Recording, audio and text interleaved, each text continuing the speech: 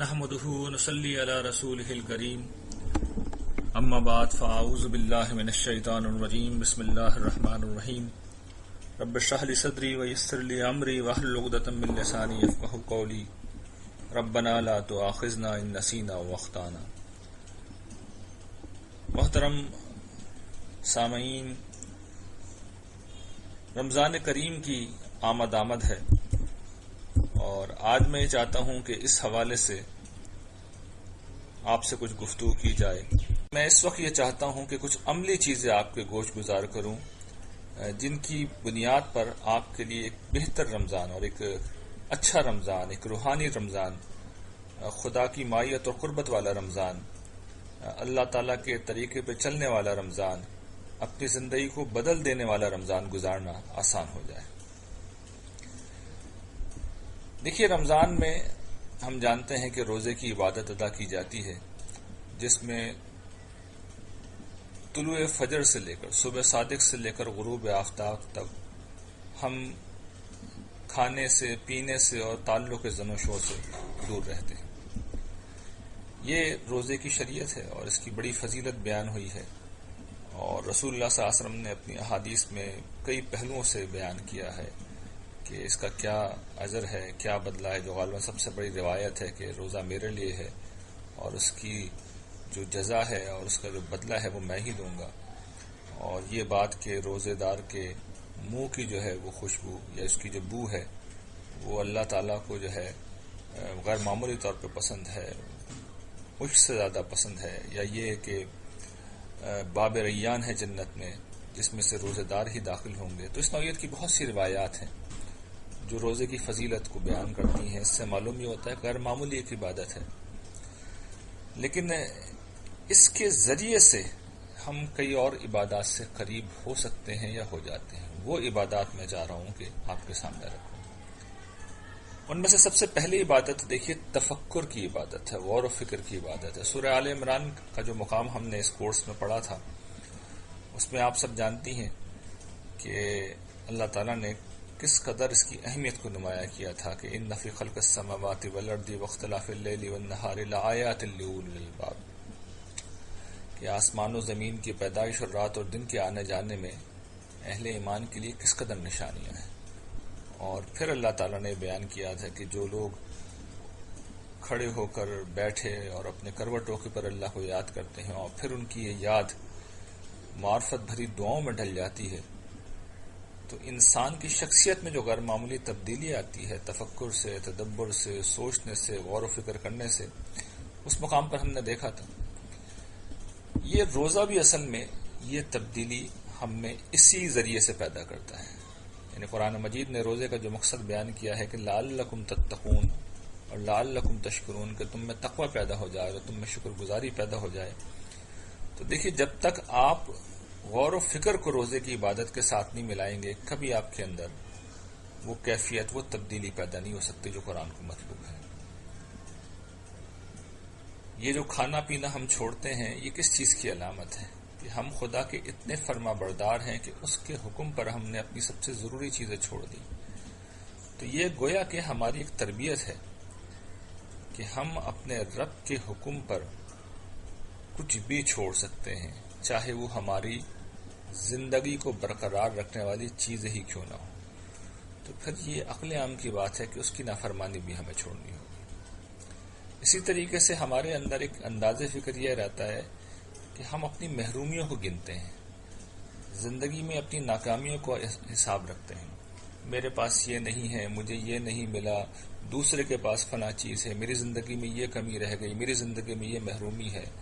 لیکن روزے کی عبادت کو جس وقت ہم ادا کرتے ہیں اور ہم بھوک و پیاس کو برداشت کرتے ہیں اور کھانے پینے سے محروم ہو جاتے ہیں، تو ہمیں معلوم ہوتا ہے کہ زندگی کی جو موسٹ اسینشل چیزیں ہیں، جن میں سے کھانا پینا غالباً سب سے زیادہ نمایاں چیزوں میں سے ایک چیز ہے، وہ کس طرح ساری زندگی ہمیں ملتا رہا ہے۔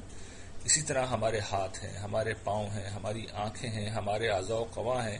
اسی کھانے پینے کو لے لیں، یہ جو گلا ہے جس سے ہم یہ کھانا نیچے اتارتے ہیں، پانی نیچے اتارتے ہیں، اردو میں جو محاورہ ہے لذت کام و دہن، یعنی لذت کا، سرور کا، مزے کا، لطف کا ایک ایسا ذریعہ ہے کہ آپ دنیا کی کوئی لذت اس کے مقابلے میں کم ہی حیثیت رکھتی ہوگی، اس کی ٹکر، اس کے برابر کی یعنی جو غیر معمولی لذتیں ہیں، لذت کامود ہیں، ان میں سب سے غیر معمولی ہے. تو یہ روزہ ہمیں شکر گزار بناتا ہے، مثبت انداز فکر دیتا ہے کہ میں کتنی بھی محرومی میں ہوں، جو مجھے ملا ہوا ہے وہ زیادہ اہم بھی ہے اور تعداد میں بھی زیادہ ہے. یہ اصل میں روزے کا سب سے بڑا سبق ہے کہ میں چاہے محروم ہوں تب بھی میرے پاس بہت کچھ ہے. ہمارا کھانا پینا ہمیں یہ بتاتا ہے. اور آپ کبھی گنتے رہیے اپنی نعمتوں کو، پتہ ہی چلے گا زندگی میں کوئی 1 2 4 ہی کمیاں ہوں گی، لیکن آپ اپنی نعمتوں کی فہرست گنیں گے تو آپ کے صفات ختم ہو جائیں گے، آپ کے قلم کی سیاہی خشک ہو جائے گی، آپ کی سوچ کام کرنا بند کر دیں گی، لیکن در حقیقت نعمتیں ختم نہیں ہوں گی. اتنی نعمتیں پروردگار کی. تو یہ روزہ ہمیں یہ انداز فکر دیتا ہے. یہ کب حاصل ہوگا؟ جب ہم تفکر کی عبادت ادا کریں گے. اپنی عبادت کو، روزے کی عبادت کو ہم ریلیٹ کریں گے اپنے احساس و جذبات کے ساتھ. اور یہ ظاہر بات ہے یہ انٹلیکچل قسم کی مشق ہمیں کرنی پڑے گی. اور جب بھوک لگے، جب پیاس لگے، یہ ایکسرسائز کرنا بڑا آسان ہو جاتا ہے. یعنی عام حالات میں بھوک اور پیاس لگتی ہے تو ہم دوڑتے ہیں پانی کی طرف، کھانے کی طرف. یہاں ہم دوڑ نہیں سکتے تو ہمیں ذرا اپنے ذہن کو دوڑا دینا چاہیے. خود دوڑنے کے بجائے ذہن کو دوڑائیں اور اس سمت میں دوڑائیں جہاں پر میں توجہ دلا رہا ہوں. دوسری اہم عبادت اس ماہ مبارکہ کی ہے، اور اس پہ بھی میں نے انذار کا جو پروگرام تھا اس میں بڑی تفصیل سے گفتگو کی تھی، وہاں آپ سن لیجئے گا. یہ بتایا تھا کس طرح رمضان روزے کے ساتھ اور قرآن مجید کے ساتھ متعلق ہے. یعنی روزے کی عبادت جو فرض کی گئی ہے رمضان میں، کس طرح وہ قرآن مجید سے ریلیٹڈ ہے. تو قرآن مجید کا مطالعہ ضروری ہے، لیکن یہ سمجھ لیجیے کہ قرآن مجید ایک غیر معمولی کتاب ہے. یعنی اس کی ایک عجیب و غریب سی میں آپ کو ایک چیز بتاتا ہوں کہ یہ ایک لیول پہ بڑی آسان کتاب ہے اور ایک لیول پہ بڑی مشکل کتاب ہے. یعنی آپ اس کو علمی سطح پہ پڑھیں تو جو طالب علم اپنی زندگیاں لگا دیتے ہیں انہیں بھی یہ لگتا ہے کہ انہوں نے ایک سمندر کے کنارے میں اپنی زندگی گزار دی ہے اور اس سے چند گھونٹ پانی انہوں نے پی ہے اور ابھی پورا سمندر تو باقی ہے. اور ہر روز ان پہ کوئی نیا انکشاف ہو رہا ہوتا ہے اور انہیں محسوس ہوتا ہے کہ انہوں نے ابھی کچھ بھی نہیں پایا، اس خزانے میں سے کچھ بھی نہیں پایا. اور دوسری سطح وہ ہے کہ جو بڑی ہی اللہ تعالیٰ نے عام سطح رکھی ہے، سپرفیشل سطح رکھی ہے. ایک عامی جسے عربی بھی نہیں آتی، صرف ترجمہ پڑھ لیں، وہ بالکل واضح انداز میں قرآن مجید کا اصل منشا، اصل منشا، اصل مدعا، اصل میسج پا سکتا ہے اور اسے کوئی مشکل نہیں ہوگی. اور لطف کی بات یہ ہے کہ نجات اسی پہ موقوف ہے. یعنی نجات کے لیے آپ کو کسی علمی فکری بحث سے گزرنے کی ضرورت ہی نہیں ہے. تو یہ جو دوسری سطح ہے اس کو تو اپنا ٹارگٹ بنا لیں کہ قرآن آپ اس سطح پہ سمجھ لیں، قرآن کا میسج سمجھ لیں. اور اس خاکسار نے جو ایک خدمت سر انجام دی ہے کہ قرآن کو اس پہلو سے پڑھا دیا ہے. یعنی قرآن مجید کی اس علمی سطح کو میں بہت کم زیر بحث لایا ہوں. جو میں نے پورا قرآن پڑھایا ہے، تلخیص کی ہے، پورا تو نہیں ہے، تلخیص ہے، لیکن پورا قرآن اس میں کور ہوا ہے فاتحہ سے والناس تک. لیکن اس میں ایمفیسس اصل میں اسی سطح کے اوپر ہے. اور علمی سطح کے کچھ اشارے میں نے طالب علموں کے لیے دیے ہیں، جن کو ذوق ہے وہ پھر اس کو بھی سطح پہ بھی سیکھ سکتے ہیں. لیکن اس سطح سے آپ کو ضرور گزرنا. اس کا طریقہ یہ ہے بہت سادہ کہ ہر روز ایک سپارہ قرآن مجید کا آپ ترجمے کے ساتھ پڑھیے اور ساتھ میں وہ میری تقریر سن لیجیے، تو آپ کو قرآن مجید کی وہ سطح اس سے تعارف ہو جائے گا. تیسری جو اس ماہ مقدسہ کی عبادت ہے وہ ہے نماز، اور یہ بڑی اہم ہے اور یہ آخری بات ہے. دیکھیے نماز اللہ تعالیٰ کی یاد کا نام ہے، یہ اللہ سے متعلق ہونے کا نام ہے. لیکن ہمارے لیے کیا ہے؟ یہ اٹھک بیٹھک کا نام ہے، 5 دفعہ کی جانے والی اٹھک بیٹھک کا نام ہے. تراویح بھی اصل میں ہمارے نزدیک یہی چیز ہے. یعنی جو اٹھک بیٹھک ہم دن میں اگر آج 5 دفعہ کرتے ہیں، 1 دفعہ اور کر لی اور 20 رکعتیں پڑھ لی. تو جس طرح ہماری میں اس کو تعبیر کرتا ہوں کہ روزوں کی 30 کی گنتی ہے، یہ روزانہ 20 کی گنتی ہم پوری کرتے ہیں. تو پورا رمضان 20 اور 30 کی گنتی میں گزرتا ہے. اتنی رکعتیں ہو گئیں، اتنے روزے ہو گئے، اتنی رکعتیں ہو گئیں، اتنے روزے ہو گئے، اتنی رکعتیں ہو گئیں، اتنے روزے ہو گئے. نہ روزہ اس چیز کا نام ہے، نہ نماز اس چیز کا نام ہے. نماز کس چیز کا نام ہے؟ یہ خشوع والی نماز کا نام ہے، یہ خدا کی یاد والی نماز کا نام ہے. یہ اصل میں طویل نمازوں کا نام ہے، طویل قرات کا نام ہے، طویل قیام کا نام ہے، طویل رکوع کا نام ہے، طویل سجدے کا نام ہے.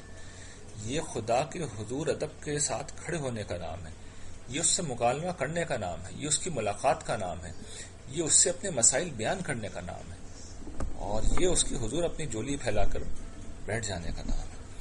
تو نماز کو بہتر سے بہتر بنانے کے لیے ایک تو یہ کہ نمازوں کا مطلب سمجھ کے پڑھیے، اور دوسرا یہ کہ اپنی دعا و مناجات اس میں کثرت سے کیجیے. یعنی آپ کے لیے یہ جو نمازیں ہیں، خاص طور پر جو رات کی نماز ہے، یہ ذریعہ ہونی چاہیے کہ آپ خدا کے حضور پیش ہو جائیں اور جو آپ کے مسئلے آپ کہیں کہ پروردگار یہ میں بیٹھی ہوئی ہوں مجھے مسئلہ حل کرانا ہے، آپ اسے حل کیجیے، ون وے اور انادر آپ کا مسئلہ اللہ تعالیٰ حل کریں گے۔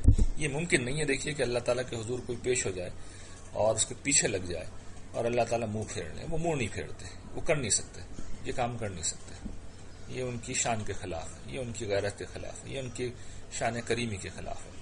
تو اگر 30 دن تک آپ بیٹھے رہیں گے اس کے سامنے تو اور جھولی پھیلا کے بیٹھے رہیں گے، ہاتھ باندھ کے کھڑے رہیں گے اور آپ کو شعور ہے کہ آپ کیا کر رہے ہیں، تو یقین جانیے کہ اللہ تعالیٰ آپ پہ کرم کریں گے، لیکن بیٹھے رہنا ہوگا۔ بیٹھے رہیں گے تو نتائج اس کے بڑے غیر معمولی نکلیں گے، یہ میں آپ کو یقین دلاتا ہوں۔ تو یہ 2-3 موٹی موٹی عبادات میں نے آپ کے سامنے رکھی ہیں، ان کو انشاءاللہ اختیار کیجیے۔ آپ یہ دیکھیں گے کہ یہ رمضان آپ کی زندگی کا انشاءاللہ العزیز سب سے زیادہ غیر معمولی رمضان ثابت ہوگا۔ وآخر دعوانا ان الحمدللہ رب العالمین۔